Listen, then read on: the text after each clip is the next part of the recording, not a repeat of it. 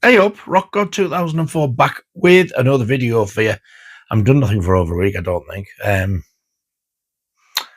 Couldn't be asked.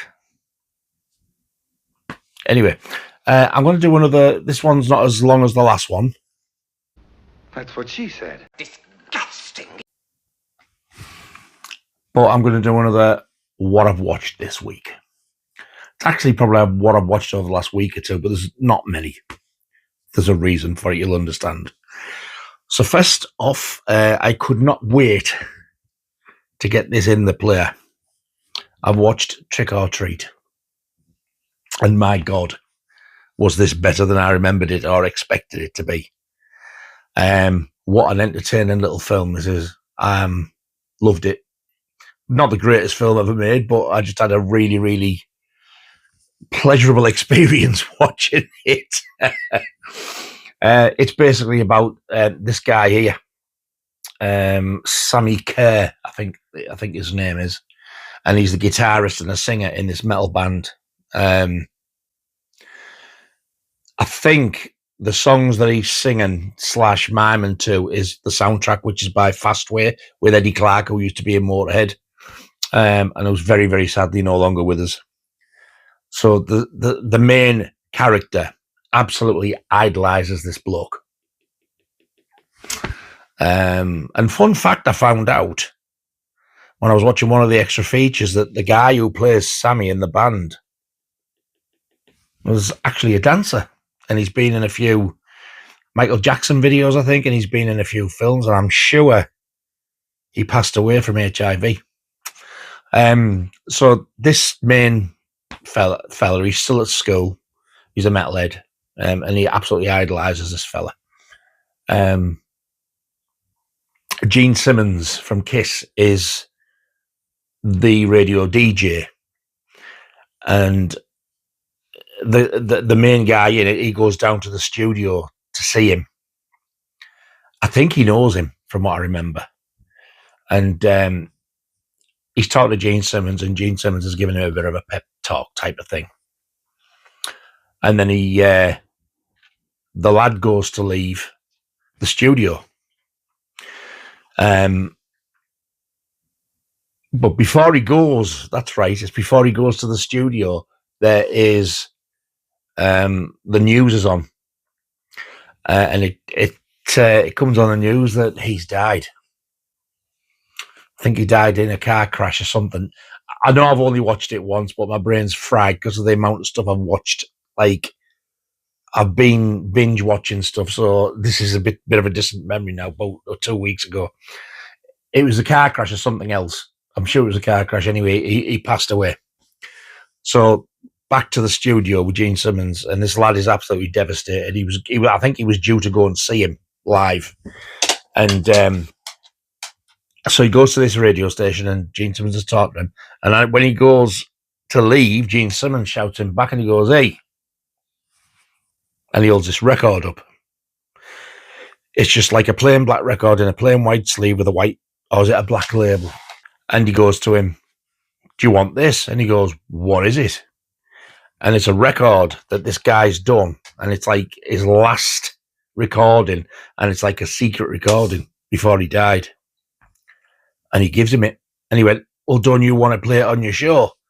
He went, "Yeah, I've already recorded it onto a tape, though." He said, "But I know, like, basically he knew what a fan he was, so he gives him this record, and this guy is, like, ecstatic. So off he goes. And when he puts the record on, I can't remember whether it says to play it backwards or whether Gene Simmons' character told him to, because apparently there's a hidden message in it. So he plays the record backwards, and it unleashes the spirit of this dude, and he comes back, and that's when it all kicks off. There's quite a few comedy bits in it as well, so it's like a comedy horror type of thing. I don't mean like belly laughing, but it is very humorous. I'm so glad I got this, though. I could very easily watch it again. Really, really enjoyed it. I would give this 6.5, 7 out of 10 for me, just because I enjoyed it. It's daft. You can't take it too serious, but it's very entertaining. And it does end properly. Wasn't left open for a sequel. So great stuff. So that's from 1986, Trick or Treat. So next up, this is what I've been binge watching. And the reason I've been binge watching is next year, I think we're going to be meeting somebody out of the show. So this is the one I've got here is series 1, but there's a series 2 as well. Life on Mars. I've never seen it before. All I know is that all I knew is that it was written by people who were massive Bowie fans, hence the title, and also hence why quite a lot of his music is played in it. I can never remember the actor's name, but this fella, I think he's also been in Doctor Who. He's been in all sorts of stuff. He's a copper, and he goes out to do a case, and he gets run over. And then when he wakes up, he's in 1973, hence the car and these clothes. And this fella here, Gene Hunt, played by Philip Glenister, I think his name is his governor. He's his boss. But he's like trying to explain where he is, and he's going like, what you're on about. And this is what it is. It's him trying to get back home, but also solving stuff for this, for this police precinct type of thing. It's weird. Not weird as in, my God, I can't stand it. I actually really enjoyed it, and I didn't expect I was going to. The ending was good, but it was a bit strange. But I went with it, and I was like, do you know what? I actually did quite enjoy that. This is the fella who we're going to be meeting. Don't know the actor's name, but in this, he's such a knob. They're all coppers. Them 5. And yeah, I enjoyed it. Good ending. And I thought, would I watch it again? Absolutely. But these are Laura. She's like this for years, but I've never watched it. But yeah, Life on Mars, I'm glad I watched it. So we binge watched both series of that. After Life on Mars, they did a follow-up series. Life on Mars had 2 seasons. This follow-up series had 3. There's the David Bowie thing again. And this is Ashes to Ashes. We just finished this last night. This is the cover of season 2, I think. Yeah. Sorry, series 2, it's British. So the first series, it starts pretty much, it's different, but it's a similar thing. She's a copper, but instead of getting run over, she gets shot. And she wakes up in 1981. This fella, God, he is so funny. Some of the stuff he comes out with has had me belly laughing. It's like listening to a cleaner version of me or me dad. It really is. Some of the stuff he comes out with. So she's trying to get back to her future. But in this one, this happened in Life on Mars as well. You got like little things, and you think, because he, like, the last one was ran over and she's shot, they hear voices, or they get little messages on the telly, and it's people trying to talk to them. Wake up, you're in hospital. So as they're back in time, they keep getting these little inserts, if you like, from modern day, trying to get in touch with them. And she's on an operating theatre. Obviously, she's being shot, and she's trying to get back because she's got a daughter. But all this, as well as going out catching scumbags, who he loves to roughen up a bit. Series 1, though, one of the visions she was having was like somebody dressed as a clown, but it was the clown out with the David Bowie video, Ashes to Ashes. Now, I hate that song with a passion, and I hate that video, and I hate that clown. So just because you're a Bowie fan, you don't have to make the entire program about the fucker. Change the subject. However, they did play some Duran Duran stuff. No Iron Maiden. And Iron Maiden are out in 1981. Anyway, this is by the by. But this clown popping up it was doing it far too often, to the point where I nearly stopped it after 3 or 4 episodes and said, I can't watch this shit any longer. But I persevered with it, and then I asked Laura, is he back in the second series? And she said, no, thank fuck, because he was doing my head in.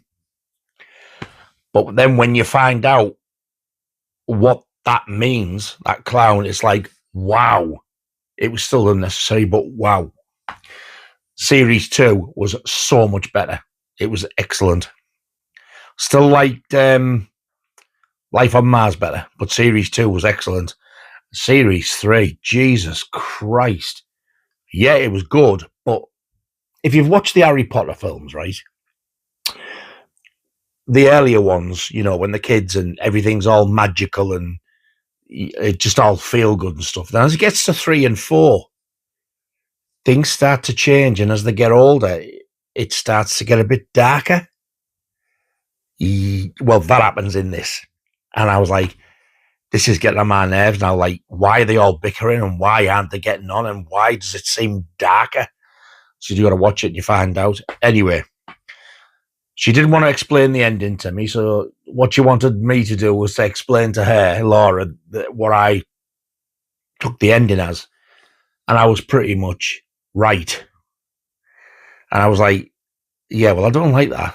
That's just fucking stupid. So it spoilt it. She would like me to give this a go again at some point. Don't know whether I will. Life on Mars, definitely. So much better. But yeah, this was quite irritating, and quite a lot of it was just ridiculous. And I think 3 series was too long. Although the reason we've watched them all is because there he is on this one as well. It's going to be like a talk with him, and then I think they're going to show us his favourite episode from Life on Mars and Ashes to Ashes. So the reason I've watched it is because if you just go in and watch an episode, you're not going to have a clue what's going on. Now I'm going to understand it in a fashion. Yeah. First series, really, really annoying. Second series, really, really, really, really good. Third series, good and annoying and unsatisfying, all in one go. I will leave it up to you whether you're watching or if you have seen this, you're going to know exactly what I'm talking about. Ashes to Ashes. So next up, I watched a film that Lee sent me. Who I did do a video about. This guy called Lee got in touch with me, said he wanted to send me this. After hearing that I'd not seen it, he'd mentioned it on a live stream and he contacted me and he sent me this. This is also the same guy who sent me I think it was 20% discount for HMV when I got the Iron Maiden record cheap. So this is Frontiers. Wow. This is a French film and it is, oh my God, it's fantastic. It's brutal. Cracking story. Cracking gore effects. It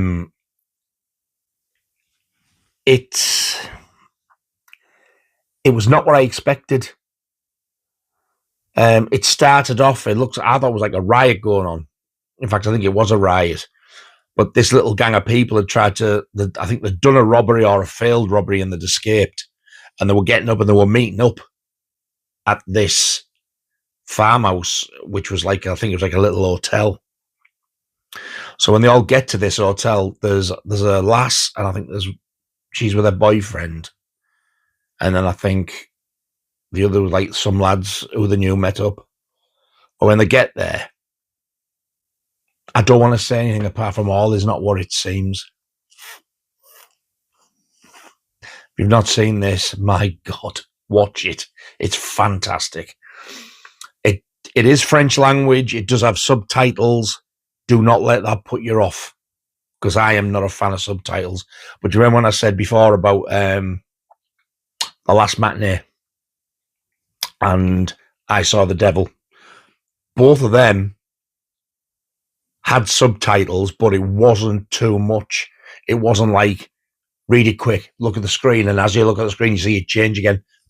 And it was like that. No, you could read it plenty of time, watch the film. It wasn't over the top. There wasn't overly too many subtitles, and you could follow it very easy. It was brilliant. I loved this film. I wouldn't mind now upgrading and getting that nice box set that you get with the booklet and stuff. I didn't get it before with it being a French film. I'd never seen it. I was like, now I wish I had. You can't always tell, though. It's one of those where you need to watch it before buying it because you just don't know. I thought this was amazing. Now, I did like that other French film that Gary the Blue Reddick sent me. What the hell do they call it? I can't remember what it was called. I've already reviewed it, and I said like the main character in it was like that. It was a lass with short hair. I actually thought it was the same woman, but it's not. And I was like, she was getting on my nerves all the way through. Like, oh, what do I do? And all that lot. Then the ending happened, which made it a good film. And once that ending happened, I thought, yeah, I can definitely watch that again now. This was even better than that, far better than that. So if you don't have this or you've never seen this, I highly recommend it. I would give this an 8 out of 10 because it was brutal and it was entertaining and it had you on the edge of your seat. Frontiers. Then Steve Court got in touch with me telling me he wanted to send me another French film. So after being so impressed with Frontiers, I couldn't wait to see this one as well. And this one's called Inside. Wow.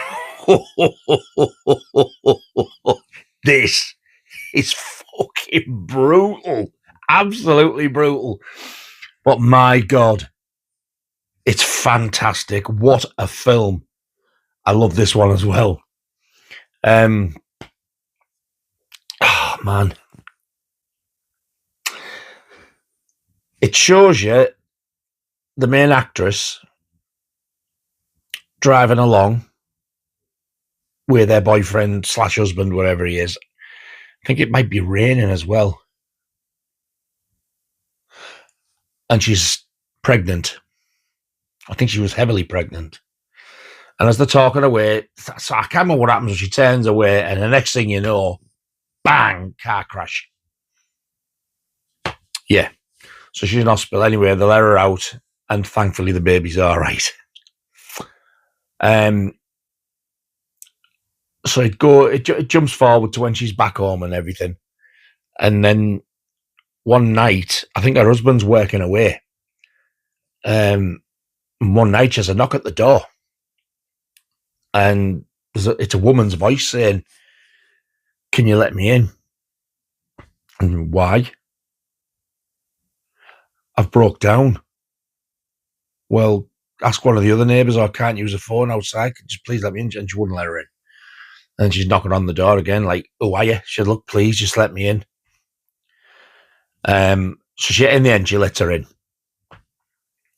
And it's like, she knows her name as well. And you're like, what the hell?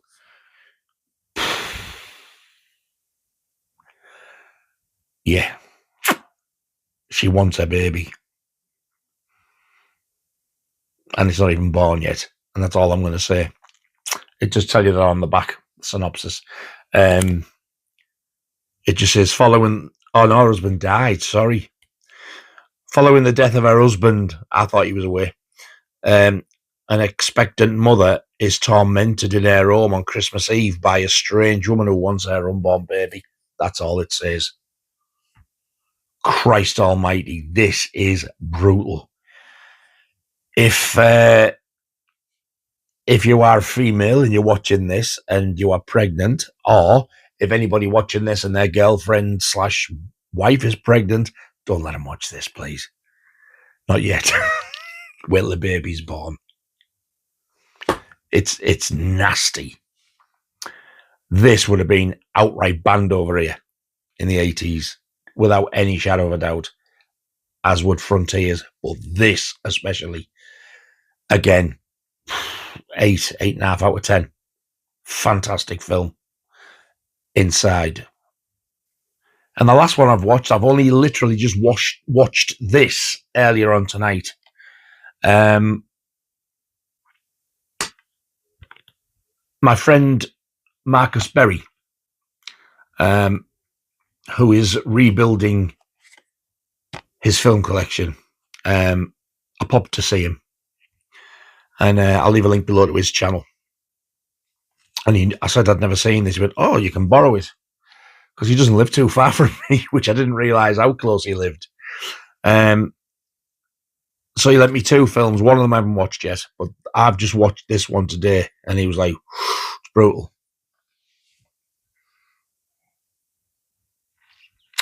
Yeah. Not Watership Ebola.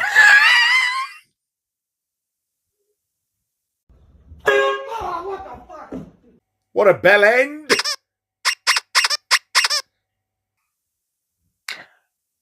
Ebola Syndrome. I've had a lot of people tell me that this is like absolutely batshit, which it is, and that I need to watch it because it's like, it's brutal, and what a film. What a bag of shit. Jesus Christ. I'm so glad I never bought this, because I nearly did. I'd have been furious. It's just stupid. Fucking hell, man.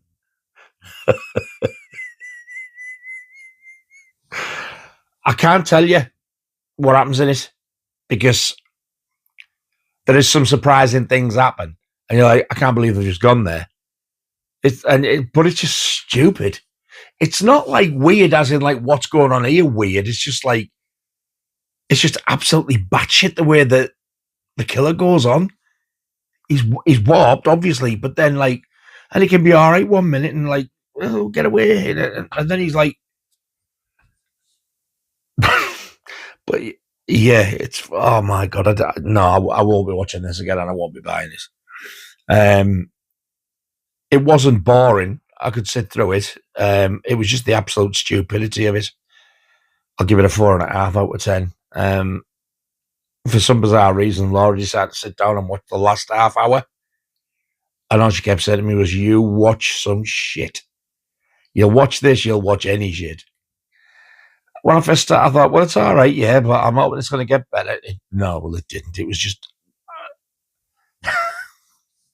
it's not the worst film I've ever seen. It's just gormless. It's very gory. Not as bad as those 2 French ones, though. They're nasty. But, and he's discussing some of the stuff he does. You're like, oh, you dirty bastard. Just some of the stuff he does. I can't give too much away about it, because like, once it starts, he just does like one outlandish thing after another. It starts off as well in, is he in Hong Kong? Yeah, he starts off in Hong Kong, and it goes to whatever, how many years later, and he's in South Africa. So a lot of it takes place in South Africa. And then he's back in Hong Kong. Oh, nah. Not for me. It wasn't like that. It was like sickening me to go, nothing like that. It was just downright bloody stupid. What a waste of an hour and a half I'm never going to get back now. Watch it or buy it at your own risk. Ebola Syndrome. So that's it. I know it doesn't seem a lot, but Life on Mars and Ashes to Ashes took a long time. Like, it took up a big chunk of time. And as we were binge watching, I didn't get a chance to get many films in between type of thing. So I've watched what I could. Hope you enjoyed that.